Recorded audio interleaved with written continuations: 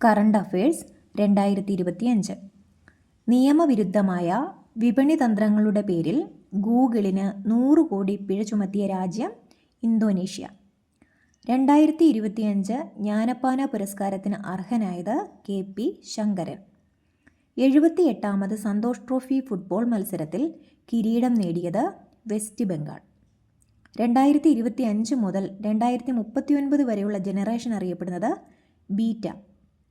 ചൂരൽമല മുണ്ടക്കൈ പുനരധിവാസ പദ്ധതിക്ക് നിർമ്മാണ ചുമതല നൽകിയിട്ടുള്ളത് ഊരാലുങ്കൽ സൊസൈറ്റിക്ക്. 2024 ഡിസംബറിൽ വിടവാങ്ങിയ സമാധാന നോബൽ ജേതാവും അമേരിക്കയുടെ പ്രസിഡന്റുമായ വ്യക്തി ജിമ്മി കാർട്ടർ.